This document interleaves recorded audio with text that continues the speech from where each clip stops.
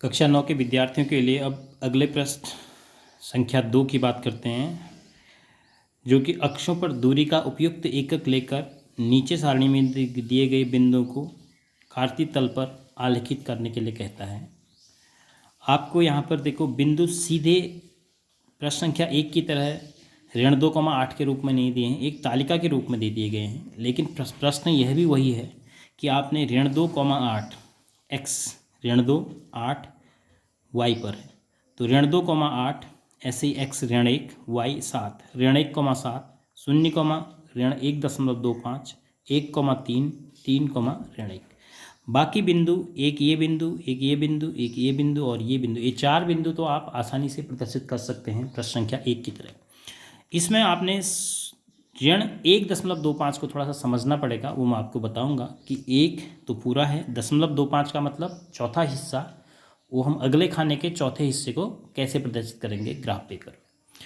अब इसने उपयुक्त पैमाना लेकर कहा है, उपयुक्त एकक, तो हम 1 को 1 सेंटीमीटर लेंगे तो 2 सेंटीमीटर के बराबर होगा। तो जब हम इस प्रश्न को ग्राफ पर कार्तीय तल में आलेखित करेंगे तो सबसे पहले हम अपने जो ग्राफ के हमारे खाने हैं, हम देखते हैं 1-1 सेंटीमीटर का बड़ा खाना है, ये जो खाने हैं ये पूरे 1-1 सेंटीमीटर के हैं। तो हम x अक्ष और y अक्ष दोनों पर आपने लिखना पड़ेगा पैमाना आप क्या ले रहे हैं।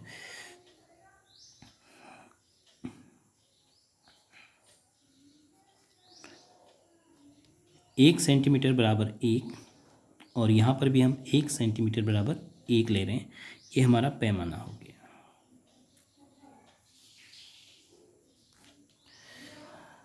अब हम इस तल के 4 हिस्से करते हैं।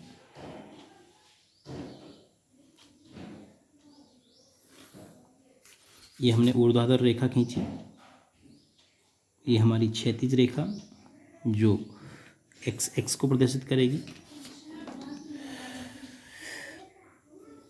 ये x को प्रदर्शित करेगी,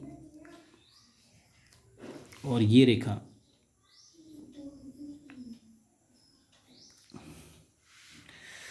y अक्ष को प्रदर्शित करेगी।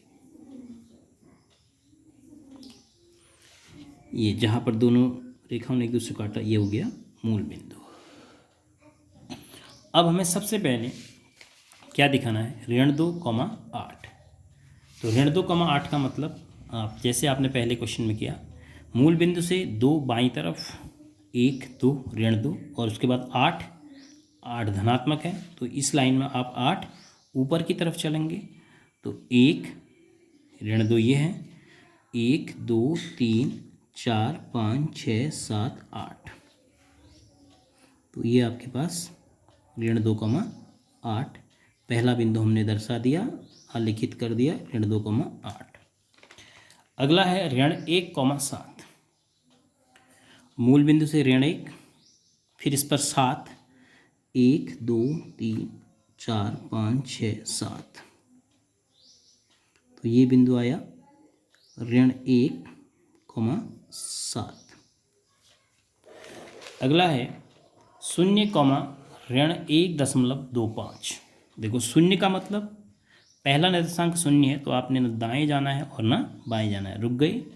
अब 1.25 ऋण में 1, तो ये हो गया।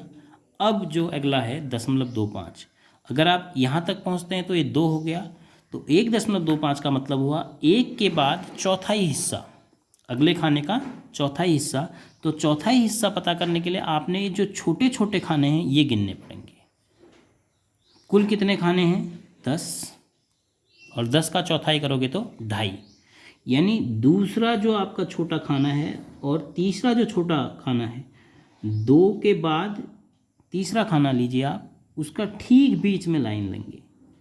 इस ग्राफ पेपर में वो लाइन है ही नहीं, ग्राफ पेपर में छोटे खाने के लिए एक लाइन है, फिर दूसरे छोटे खाने के लिए एक लाइन है, फिर तीसरे छोटे खाने के लिए एक लाइन है, तो आपने 2 और 3 के बीच में आपका ये आएगा 2.5, 2 और 3 के बीच में 5वें खाने पर आपकी एक अलग लाइन दिख रही है। ये अगर 1.5 होता तो फिर हम यहाँ पर पहुँचते हैं, लेकिन वो 1.25 है, तो 2 और 3 के बीच में, 2 और 3 के बीच में आप बिंदु लेंगे ये आ रहा है लगभग ये। तो इसके निर्देशांक हुए 0,1.25। हमारे पास ग्राफ पेपर बड़ा होता तो हम अपना पैमाना बदल लेते, 2 सेंटीमीटर बराबर 1 या 4 सेंटीमीटर बराबर 1 हम रख लेते। अब चूँकि हमारे पास ग्राफ पेपर बहुत बड़ा वाला नहीं है, हमारे पास मैक्सिमम इसमें 8 भी दिखाना था, तो इतने खाने उपलब्ध नहीं थे, इसलिए हमने 1 सेंटीमीटर बराबर 1 लिया। तो 0.25 को प्रदर्शित करने के लिए हमने सोचा कि 1 सेंटीमीटर में 10 छोटे छोटे खाने हैं, तो 0.25 का मतलब होता है चौथा भाग। चौथा भाग का मतलब 10 का 1/4 कितना हो गया, 2.5, अर्थात 2.5 खाना। 2.5 खाना कहाँ पर मिलेगा आपके पास, 2 खाने के बाद जो तीसरा खाना होता है उसके ठीक बीच में।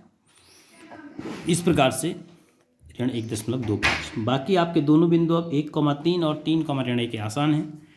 1,3 1,3 1 2 3 ऊपर को, ये आपका 1,3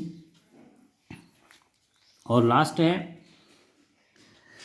3,1 1 2 3,1 ये बिंदु आया 3,1।